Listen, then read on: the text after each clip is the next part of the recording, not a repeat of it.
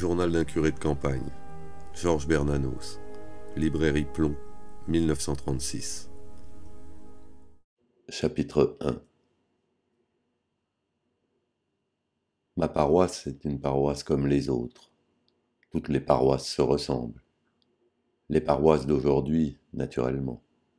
Je le disais hier à monsieur le curé de Norenfonte. Le bien et le mal doivent s'y faire équilibre. Seulement le centre de gravité est placé bas, très bas. Ou si vous aimez mieux, l'un et l'autre s'y superposent sans se mêler, comme deux liquides de densité différente. Monsieur le curé m'a ri au nez. C'est un bon prêtre, très bienveillant, très paternel, et qui passe même à l'archevêché pour un esprit fort, un peu dangereux. Ses boutades font la joie des presbytères, et il les appuie d'un regard qu'il voudrait vif, et que je trouve au fond si usé, si las, qu'il me donne envie de pleurer. Ma paroisse est dévorée par l'ennui, voilà le mot, comme tant d'autres paroisses. L'ennui les dévore sous nos yeux, et nous n'y pouvons rien. Quelques jours peut-être la contagion nous gagnera, nous découvrirons en nous ce cancer. On peut vivre très longtemps avec ça. L'idée m'est venue hier sur la route. Il tombait une de ces pluies fines qu'on avale à plein poumon, qui vous descendent jusqu'au ventre. De la côte de Saint-Vaast, le village m'est apparu brusquement, si tassé, si misérable sous le ciel hideux de novembre. L'eau fumait sur lui de toutes parts, et il avait l'air de s'être couché là, dans l'herbe ruisselante, comme une pauvre bête épuisée. Que c'est petit un village. Et ce village était ma paroisse. C'était ma paroisse, mais je ne pouvais rien pour elle. Je la regardais tristement s'enfoncer dans la nuit, disparaître. Quelques moments encore, et je ne la verrai plus. Jamais je n'avais senti si cruellement sa solitude et la mienne. Je pensais à ces bestiaux que j'entendais tousser dans le brouillard, et que le petit vacher, revenant de l'école, son cartable sous le bras, mènerait tout à l'heure à travers les pâtures trempées, vers les tables chaudes, odorantes. Et lui, le village, il semblait attendre aussi, sans grand espoir, après tant d'autres nuits passées dans la boue, un maître à suivre vers quelque improbable, quelque inimaginable asile. Oh, je sais bien que ce sont des idées folles, que je ne puis même pas prendre tout à fait au sérieux, des rêves. Les villages ne se lèvent pas à la voix d'un petit écolier comme les bêtes. N'importe. Hier soir, je crois qu'un saint l'eût appelé. Je me disais donc que le monde est dévoré par l'ennui.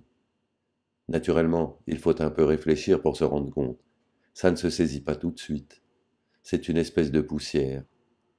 Vous allez et venez sans la voir, vous la respirez, vous la mangez, vous la buvez, et elle est si fine, si ténue qu'elle ne craque même pas sous la dent. Mais que vous vous arrêtiez une seconde, la voilà qui recouvre votre visage, vos mains. Vous devez vous agiter sans cesse pour secouer cette pluie de cendres. Alors le monde s'agite beaucoup. On dira peut-être que le monde est depuis longtemps familiarisé avec l'ennui, que l'ennui est la véritable condition de l'homme. Possible que la semence en fût répandue partout, et qu'elle germât çà et là, sur un terrain favorable. Mais je me demande si les hommes ont jamais connu cette contagion de l'ennui, cette lèpre. Un désespoir avorté, une forme turpide du désespoir, qui est sans doute comme la fermentation d'un christianisme décomposé. Évidemment, ce sont là des pensées que je garde pour moi. Je n'en ai pas honte pourtant. Je crois même que je me ferais très bien comprendre, trop bien peut-être pour mon repos, je veux dire le repos de ma conscience. L'optimisme des supérieurs est bien mort. Ceux qu'ils professent encore l'enseignent par habitude sans y croire. À la moindre objection, ils vous prodiguent des sourires entendus, demandent grâce. Les vieux prêtres ne s'y trompent pas. En dépit des apparences, et si l'on reste fidèle à un certain vocabulaire d'ailleurs immuable, les thèmes de l'éloquence officielle ne sont pas les mêmes. Nos aînés ne les reconnaissent plus. Jadis, par exemple, une tradition séculaire voulait qu'un discours épiscopal ne s'achevât jamais sans une prudente allusion, convaincue certes, mais prudente, à la persécution prochaine et au sang des martyrs. Ces prédictions se font beaucoup plus rares aujourd'hui. probablement parce que la réalisation en paraît moins incertaine. Hélas, il y a un mot qui commence à courir les presbytères, un de ces affreux mots dits de poilus, qui, je ne sais comment ni pourquoi, ont paru drôles à nos aînés, mais que les garçons de mon âge trouvent si laids, si tristes. C'est d'ailleurs étonnant ce que l'argot des tranchées a pu réussir à exprimer d'idées sordides en images lugubres. Mais est-ce vraiment l'argot des tranchées? On répète donc volontiers qu'il ne faut pas chercher à comprendre. Mon Dieu, mais nous sommes cependant là pour ça. J'entends bien qu'il y a les supérieurs. Seulement les supérieurs, qui les informe? Nous. Alors quand on nous vante l'obéissance et la simplicité des moines, j'ai beau faire, l'argument ne me touche pas beaucoup. Nous sommes tous capables d'éplucher des pommes de terre ou de soigner les porcs, pourvu qu'un maître des novices nous en donne l'ordre. Mais une paroisse, ça n'est pas si facile à régaler d'actes de vertu qu'une simple communauté, d'autant qu'ils les ignoreront toujours et que d'ailleurs ils n'y comprendraient rien. L'archiprêtre de Bailleul, depuis qu'il a pris sa retraite, fréquente assidûment chez les RRPP chartreux de Verchoc. Ce que j'ai vu à Verchoc, c'est le titre d'une de ces conférences à laquelle monsieur le doyen nous a fait presque un devoir d'assister. Nous avons entendu là des choses très intéressantes, passionnantes même, au ton près, car ce charmant vieil homme a gardé les innocentes petites manies de l'ancien professeur de lettres et soigne sa diction comme ses mains. On dirait qu'il espère et redoute tout ensemble la présence improbable, parmi ses auditeurs en soutane, de M. Anatole France, et qu'il lui demande grâce pour le bon Dieu, au nom de l'humanisme, avec des regards fins, des sourires complices et des tortillements d'auriculaires. Enfin, il paraît que cette sorte de coquetterie ecclésiastique était à la mode en 1900, et nous avons tâché de faire un bon accueil à des mots en porte-pièce qui n'emportaient rien du tout. Je suis probablement d'une nature trop grossière, trop fruste, mais j'avoue que le prêtre lettré m'a toujours fait horreur. Fréquenter les beaux esprits, c'est en somme dîner en ville, et on ne va pas dîner en ville au nez de gens qui meurent de faim. Bref, monsieur l'archiprêtre nous a conté beaucoup d'anecdotes qu'il appelle, selon l'usage, des traits. Je crois avoir compris. Malheureusement, je ne me sentais pas aussi ému que je l'eusse souhaité. Les moines sont d'incomparables maîtres de la vie intérieure, personne n'en doute. Mais il en est de la plupart de ces fameux traits, comme des vins de terroir, qui doivent se consommer sur place. Ils ne supportent pas le voyage. Peut-être encore, dois-je le dire, peut-être encore ce petit nombre d'hommes assemblés, vivant côte à côte jour et nuit, crée-t-il à leur insu l'atmosphère favorable. Je connais un peu les monastères, moi aussi. J'y ai vu des religieux recevoir humblement, face contre terre et sans broncher, la réprimande injuste d'un supérieur appliqué à briser leur orgueil. Mais dans ces maisons que ne trouble aucun écho du dehors, le silence atteint à une qualité, une perfection véritablement extraordinaire. Le moindre frémissement y est perçu par des oreilles d'une sensibilité devenue exquise. Et il y a de ces silences de salle de chapitre qui valent un applaudissement. Tandis qu'une semonce épiscopale. Je relis ces premières pages de mon journal sans plaisir. Certes, j'ai beaucoup réfléchi avant de me décider à l'écrire. Cela ne me rassure guère. Pour quiconque a l'habitude de la prière, la réflexion n'est trop souvent qu'un alibi, qu'une manière sournoise de nous confirmer dans un dessein.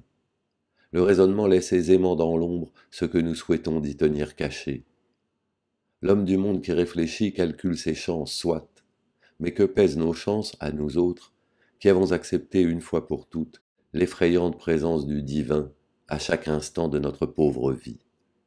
À moins de perdre la foi, et que lui reste-t-il alors puisqu'il ne peut la perdre sans se renier, un prêtre ne saurait avoir de ses propres intérêts la claire vision, si directe, on voudrait dire si ingénue, si naïve, des enfants du siècle. Calculer nos chances, à quoi bon? On ne joue pas contre Dieu. Reçu la réponse de ma tante Philomène avec 2 billets de 100 francs. Juste ce qu'il faut pour le plus pressé. L'argent file entre mes doigts comme du sable, c'est effrayant. Il faut avouer que je suis d'une sottise. Ainsi, par exemple, l'épicier d'Euchin, M. Pamire, qui est un brave homme, 2 de ses fils sont prêtres, m'a tout de suite reçu avec beaucoup d'amitié. C'est d'ailleurs le fournisseur attitré de mes confrères. Il ne manquait jamais de m'offrir, dans son arrière-boutique, du vin de quinquina et des gâteaux secs. Nous bavardions un bon moment. Les temps sont durs pour lui. Une de ses filles n'est pas encore pourvue, et ses 2 autres garçons, élèves à la faculté catholique, coûtent cher. Bref, en prenant ma commande, il m'a dit un jour gentiment « J'ajoute 3 bouteilles de quinquina, ça vous donnera des couleurs. » J'ai cru bêtement qu'il me les offrait. Un petit pauvre qui, à 12 ans, passe d'une maison misérable au séminaire, ne saura jamais la valeur de l'argent. Je crois même qu'il nous est difficile de rester strictement honnête en affaires. Mieux vaut ne pas risquer de jouer, serait-ce innocemment, avec ce que la plupart des laïcs tiennent non pour un moyen, mais pour un but.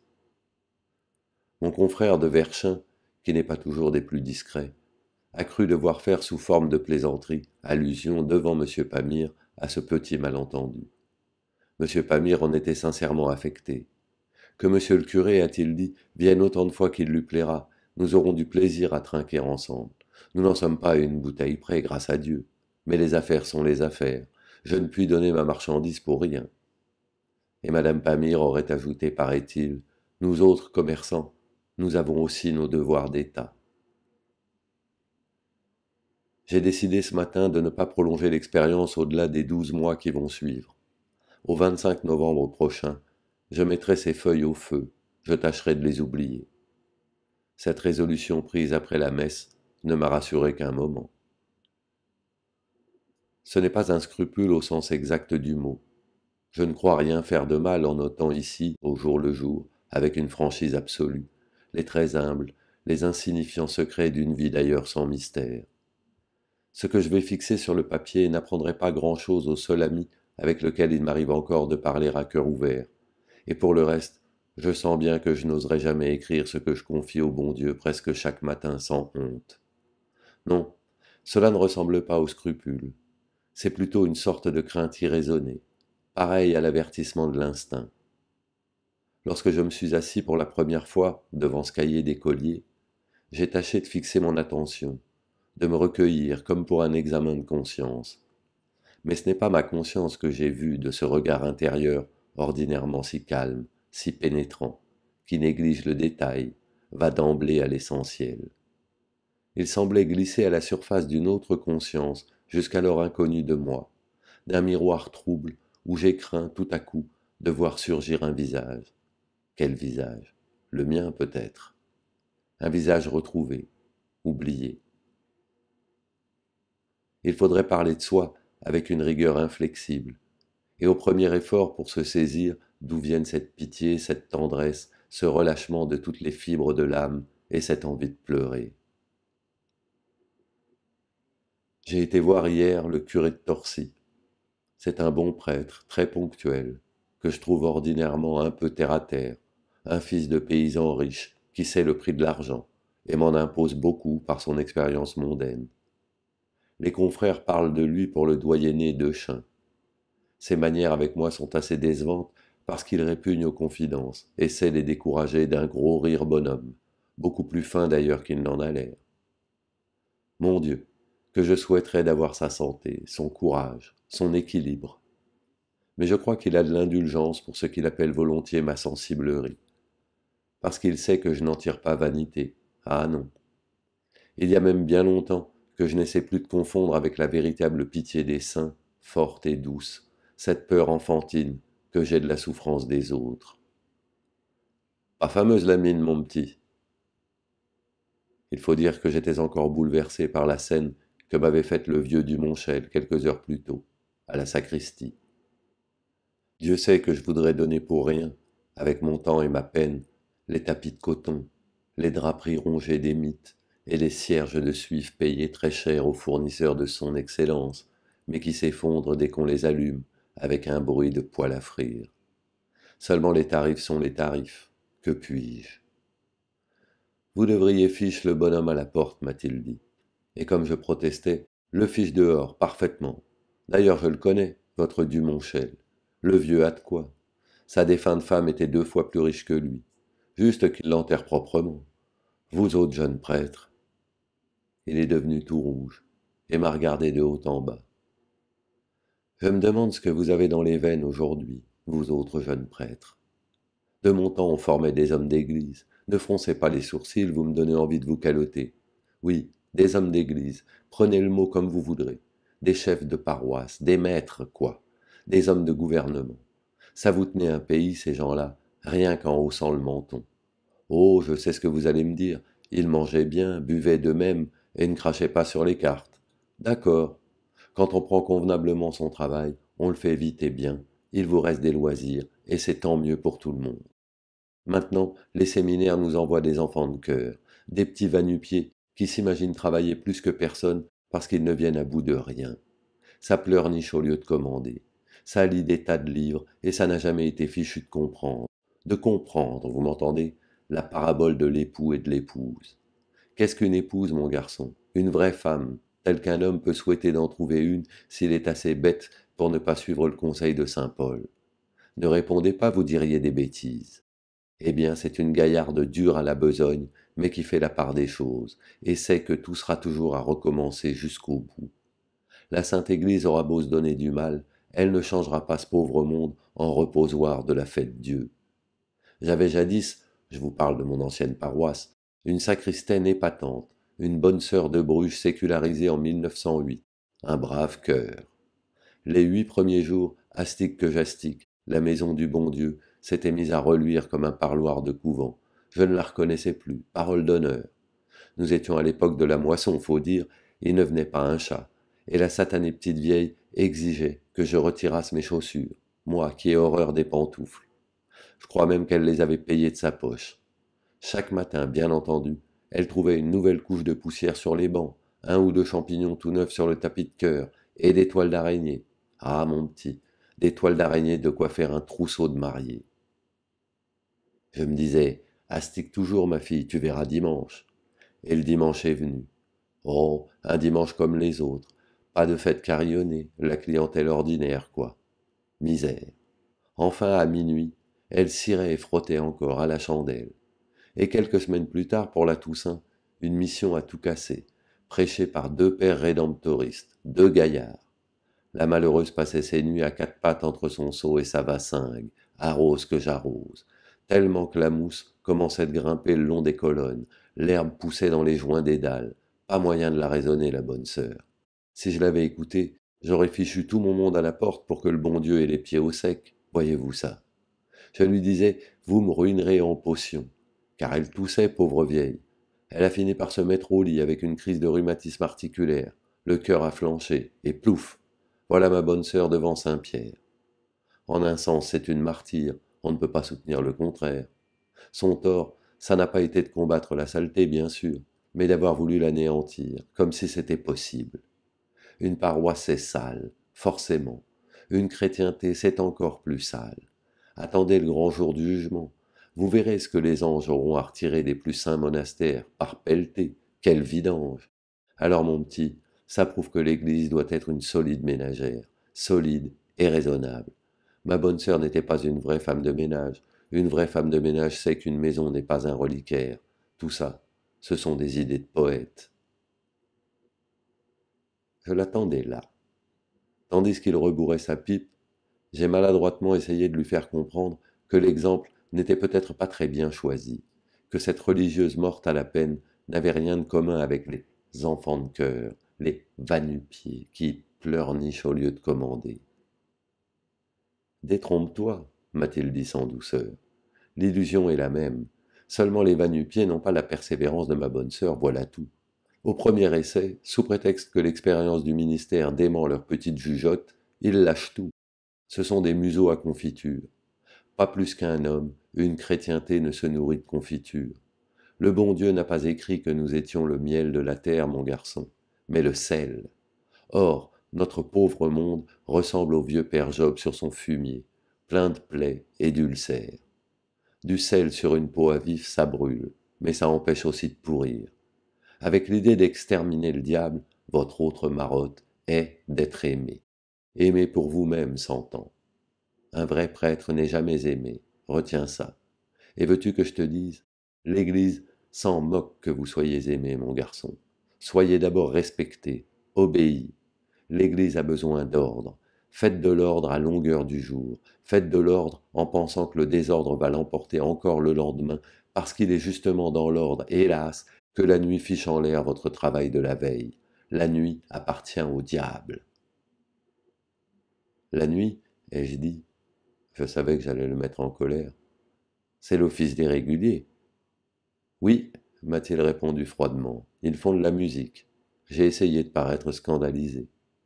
Vos contemplatifs, je n'ai rien contre eux, chacun sa besogne. Musique à part, ce sont aussi des fleuristes. Des fleuristes. Parfaitement.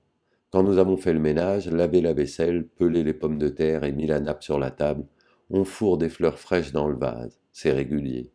Remarque que ma petite comparaison ne peut scandaliser que les imbéciles, car bien entendu, il y a une nuance. Le lys mystique n'est pas le lys des champs. Et d'ailleurs, si l'homme préfère le filet de bœuf à une gerbe de pervenche, c'est qu'il est lui-même une brute, un ventre. Bref, tes contemplatifs sont très bien outillés pour nous fournir de belles fleurs, des vraies.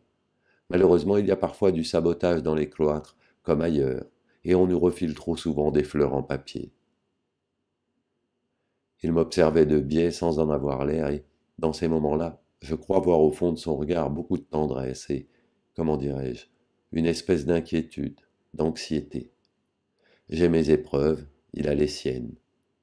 Mais il m'en coûte à moi de les taire. Et si je ne parle pas, c'est moins par héroïsme, hélas, que par cette pudeur que les médecins connaissent aussi, me dit-on, du moins à leur manière, et selon l'ordre de préoccupation qui leur est propre.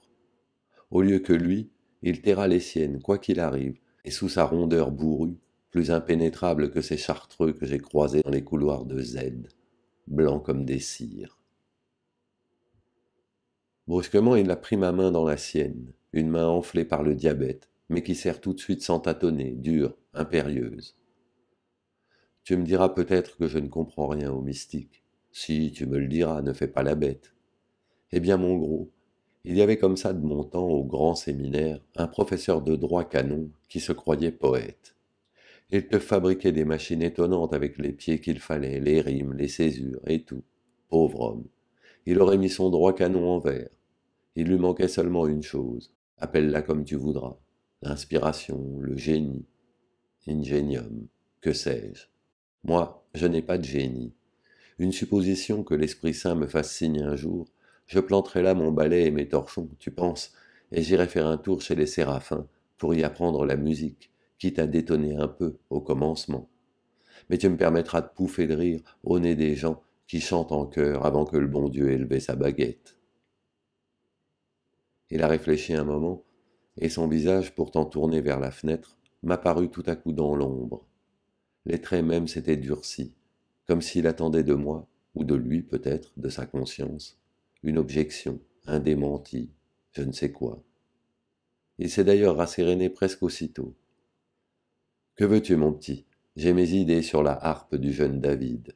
C'était un garçon de talent, sûr, mais toute sa musique ne l'a pas préservé du péché. Je sais bien que les pauvres écrivains bien pensants qui fabriquent des vies de saints pour l'exportation s'imaginent qu'un bonhomme est à l'abri dans l'extase, qu'il s'y trouve au chaud et en sûreté, comme dans le sein d'Abraham. En sûreté.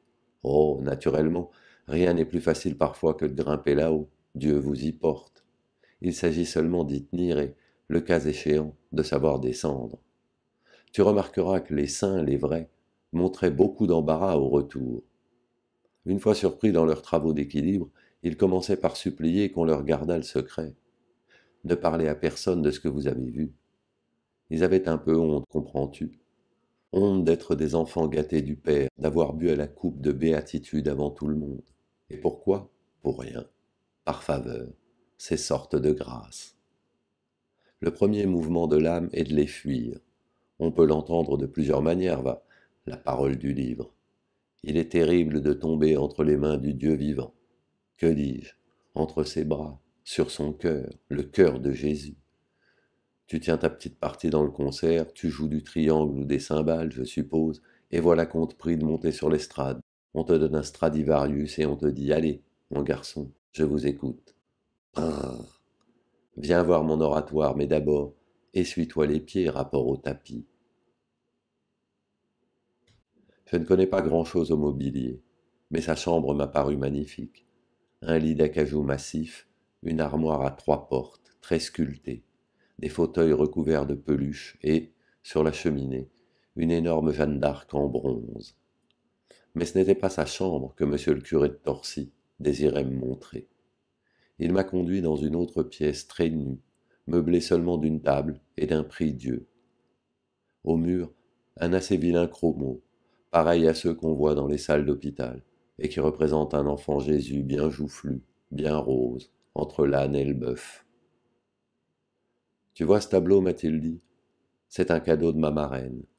J'ai bien les moyens de me payer quelque chose de mieux, de plus artistique, mais je préfère encore celui-ci. Je le trouve laid et même un peu bête, ça me rassure. Nous autres, mon petit, nous sommes des Flandres, un pays de gros buveurs, de gros mangeurs, et riches. Vous ne vous rendez pas compte, vous, les pauvres noireaux du Boulonnais, dans vos bicoques de Torchy, de la richesse des Flandres, des terres noires. Faut pas trop nous demander de belles paroles qui chavirent les dames pieuses, mais nous en alignons tout de même pas mal de mystiques, mon garçon. Et pas des mystiques poitrinaires, non. La vie ne nous fait pas peur. Un bon gros sang bien rouge, bien épais, qui bat à nos tempes même quand on est plein de genièvre à ras-bord, ou que la colère nous monte au nez, une colère flamande, de quoi éteindre roide un bœuf. Un gros sang rouge avec une pointe de sang bleu espagnol, juste assez pour le faire flamber. Allons, bref, tu as tes ennuis, j'ai eu les miens. Ce ne sont probablement pas les mêmes. Ça peut t'arriver de te coucher dans les brancards. Moi, j'ai rué dedans et plus d'une fois, tu peux me croire. Si je te disais.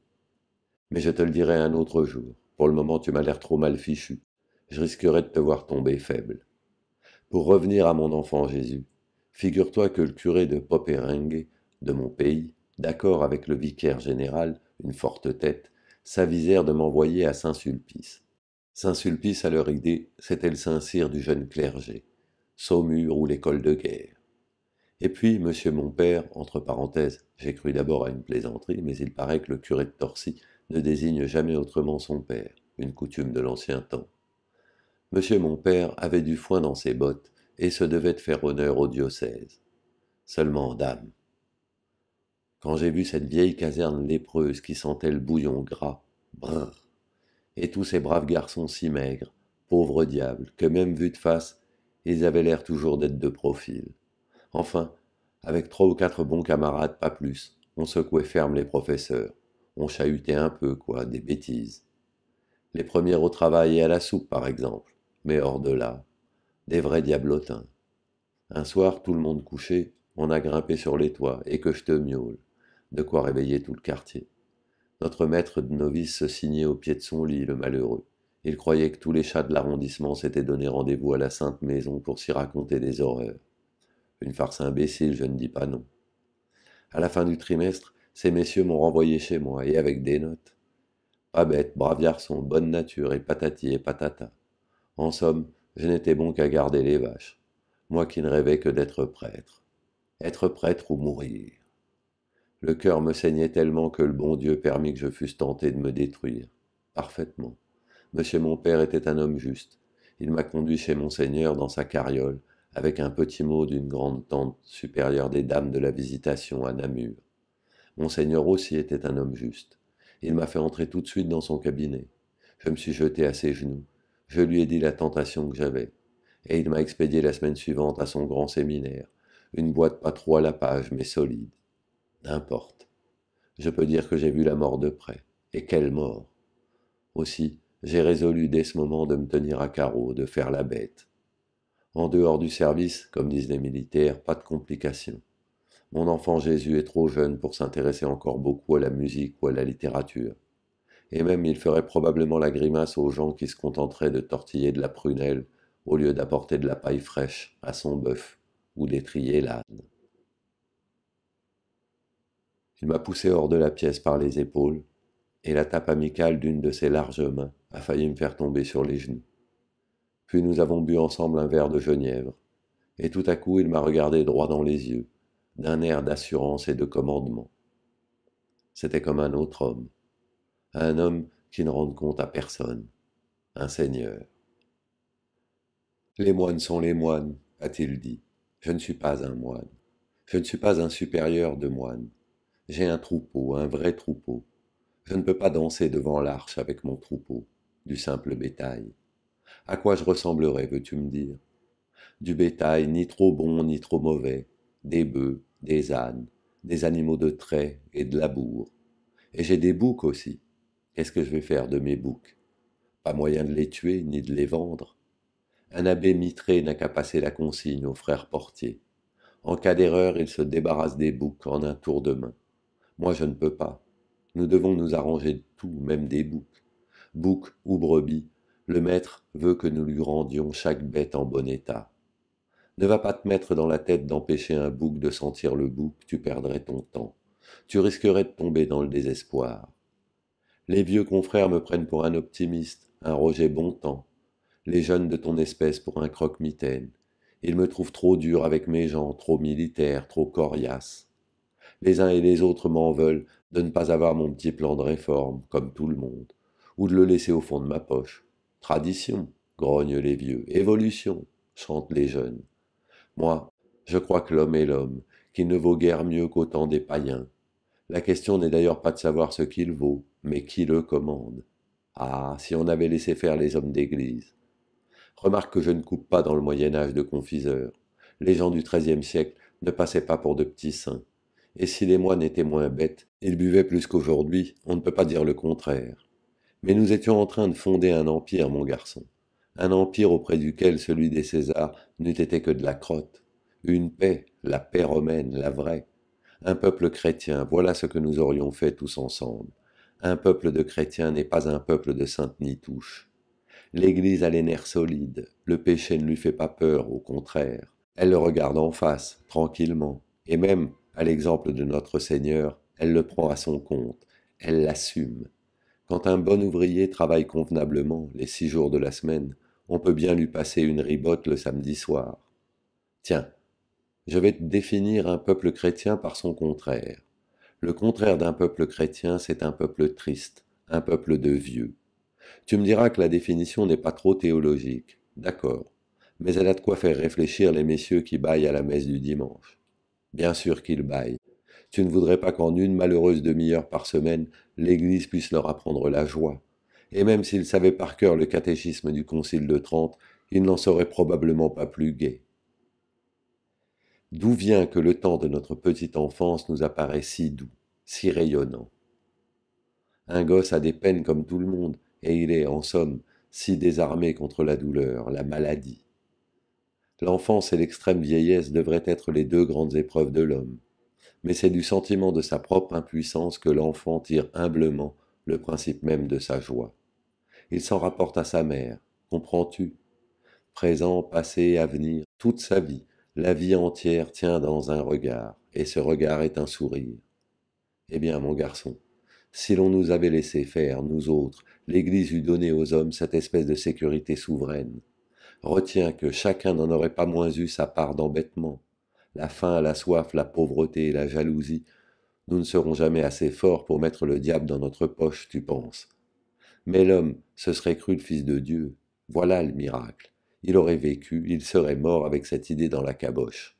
Et non pas une idée apprise seulement dans les livres. Non. Parce qu'elle eût inspiré grâce à nous les mœurs, les coutumes, les distractions, les plaisirs, et jusqu'aux plus humbles nécessités. Ça n'aurait pas empêché l'ouvrier de gratter la terre, le savant de piocher sa table de logarithme, ou même l'ingénieur de construire ses joujoux pour grandes personnes. Seulement nous aurions aboli, nous aurions arraché du cœur d'Adam le sentiment de sa solitude. Avec leur ribambelle de Dieu, les païens n'étaient pas si bêtes. Ils avaient tout de même réussi à donner au pauvre monde l'illusion d'une grossière entente avec l'invisible. Mais le truc maintenant ne vaudrait plus un clou. Hors l'Église, un peuple sera toujours un peuple de bâtards, un peuple d'enfants trouvés. Évidemment, il leur reste encore l'espoir de se faire reconnaître par Satan. Bernique. Ils peuvent l'attendre longtemps, leur petit Noël noir. Ils peuvent les mettre dans la cheminée, leurs souliers. Voilà déjà que le diable se lasse d'y déposer des tas de mécaniques aussi vite démodées qu'inventées. Il n'y met plus maintenant qu'un minuscule paquet de cocaïne, d'héroïne, de morphine, une saleté de poudre quelconque qui ne lui coûte pas cher. Pauvre type, ils auront usé jusqu'au péché. Ne s'amuse pas qui veut. La moindre poupée de 4 sous fait les délices d'un gosse toute une saison, tandis qu'un vieux bonhomme bâillera devant un jouet de 500 francs. Pourquoi? Parce qu'il a perdu l'esprit d'enfance. Eh bien, l'Église a été chargée par le bon Dieu de maintenir dans le monde cet esprit d'enfance, cette ingénuité, cette fraîcheur. Le paganisme n'était pas l'ennemi de la nature, mais le christianisme seul la grandit, l'exalte, la met à la mesure de l'homme, du rêve de l'homme. Je voudrais tenir un de ces savantasses qui me traitent d'obscurantiste. Je lui dirais, ce n'est pas ma faute si je porte un costume de croque-mort. Après tout, le pape s'habille bien en blanc et les cardinaux en rouge. J'aurai le droit de me promener vêtu comme la reine de Saba parce que j'apporte la joie. Je vous la donnerai pour rien si vous me la demandiez. L'Église dispose de la joie, de toute la part de joie réservée à ce triste monde. Ce que vous avez fait contre elle, vous l'avez fait contre la joie. Est-ce que je vous empêche, moi, de calculer la précession des équinoxes ou de désintégrer les atomes? Mais que vous servirait de fabriquer la vie même si vous avez perdu le sens de la vie? Vous n'auriez plus qu'à vous faire sauter la cervelle devant vos corps nus. Fabriquez de la vie tant que vous voudrez. L'image que vous donnez de la mort empoisonne peu à peu la pensée des misérables. Elle assombrit, elle décolore lentement leur dernière joie. Ça ira encore tant que vos industries et vos capitaux vous permettront de faire du monde une foire, avec des mécaniques qui tournent à des vitesses vertigineuses, dans le fracas des cuivres et l'explosion des feux d'artifice. Mais attendez, attendez le premier quart d'heure de silence. Alors ils l'entendront, la parole, non pas celle qu'ils ont refusée, qui disait tranquillement « Je suis la voie, la vérité, la vie », mais celle qui monte de l'abîme. Je suis la porte à jamais close, la route sans issue, le mensonge et la perdition. Il a prononcé ces derniers mots d'une voix si sombre que j'ai dû pâlir, ou plutôt jaunir, ce qui est, hélas, ma façon de pâlir depuis des mois. Car il m'a versé un second verre de genièvre, et nous avons parlé d'autre chose.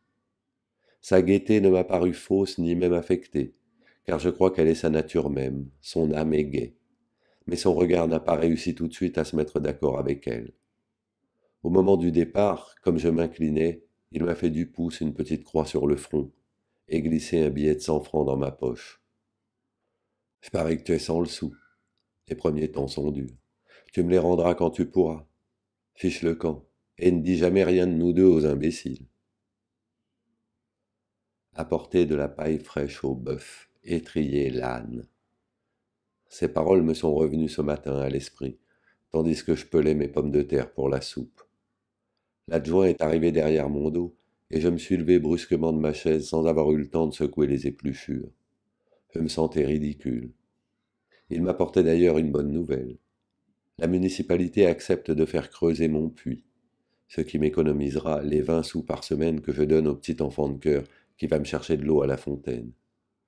Mais j'aurais voulu lui dire un mot de son cabaret, car il se propose maintenant de donner un bal chaque jeudi et chaque dimanche. Il intitule celui du jeudi « Le bal des familles », et il y attire jusqu'à des petites filles de la fabrique que les garçons s'amusent à faire boire. N'est pas osé. Il a une façon de me regarder avec un sourire en somme bienveillant, qui m'encourage à parler comme si, de toute manière, ce que j'allais dire n'avait sûrement aucune importance. Il serait d'ailleurs plus convenable d'aller le trouver à son domicile. J'ai le prétexte d'une visite, son épouse étant gravement malade et ne quittant pas la chambre depuis des semaines. Elle ne passe pas pour une mauvaise personne et même était jadis, me dit-on, assez exacte aux offices. Apporter de la paille fraîche au bœuf, étriller l'âne. Soit. Mais les besognes simples ne sont pas les plus faciles, au contraire. Les bêtes n'ont que peu de besoins, toujours les mêmes, tandis que les hommes. Je sais bien qu'on parle volontiers de la simplicité des campagnards. Moi qui suis fils de paysan, je les crois plutôt horriblement compliqués. À Béthune, au temps de mon premier vicariat, les jeunes ouvriers de notre patronage, sitôt la glace rompue, m'étourdissaient de leurs confidences. Ils cherchaient sans cesse à se définir. On les sentait débordants de sympathie pour eux-mêmes. Un paysan s'aime rarement, et s'il montre une indifférence si cruelle à qui l'aime, ce n'est pas qu'il doute de l'affection qu'on lui porte, il la mépriserait plutôt. Sans doute cherche-t-il peu à se corriger, mais on ne le voit pas non plus se faire illusion sur les défauts ou les vices qu'il endure avec patience toute sa vie, les ayant jugés par avance irréformables, soucieux seulement de tenir en respect ces bêtes inutiles et coûteuses, de les nourrir au moindre prix. Et comme il arrive dans le silence de ces vies paysannes toujours secrètes, que l'appétit des monstres aille croissant, l'homme vieilli ne se supporte plus qu'à grand-peine, et toute sympathie l'exaspère, car il la soupçonne d'une espèce de complicité avec l'ennemi intérieur qui dévore peu à peu ses forces, son travail, son bien. Que dire à ces misérables? On rencontre ainsi au lit de mort certains vieux débauchés, dont l'avarice n'aura été qu'une âpre revanche, un châtiment volontaire subi des années avec une rigueur inflexible. Et jusqu'au seuil de l'agonie, telle parole arrachée par l'angoisse témoigne encore d'une haine de soi-même pour laquelle il n'est peut-être pas de pardon.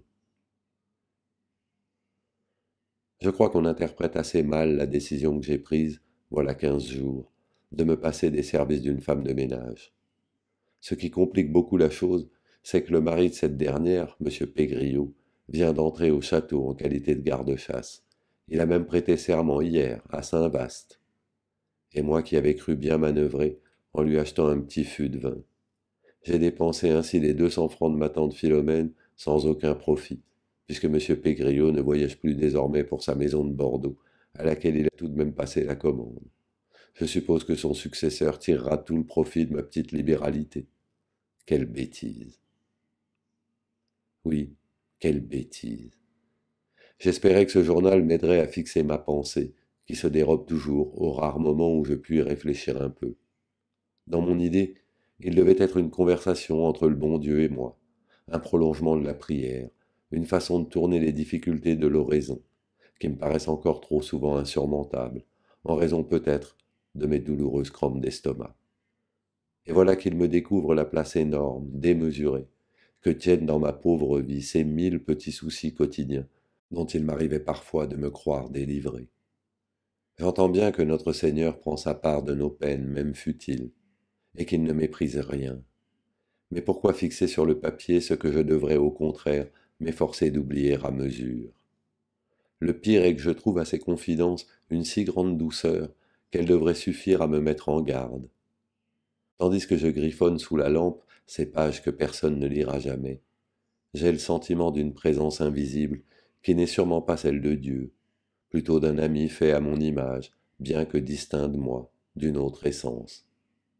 Hier soir, cette présence m'est devenue tout à coup si sensible que je me suis surpris à pencher la tête vers je ne sais quel auditeur imaginaire, avec une soudaine envie de pleurer qui m'a fait honte. Mieux vaut d'ailleurs pousser l'expérience jusqu'au bout, je veux dire au moins quelques semaines. Je m'efforcerai même d'écrire sans choix ce qui me passera par la tête. Il m'arrive encore d'hésiter sur le choix d'une épithète, de me corriger. Puis je fourrerai mes paperasses au fond d'un tiroir, et je les relirai un peu plus tard, à tête reposée.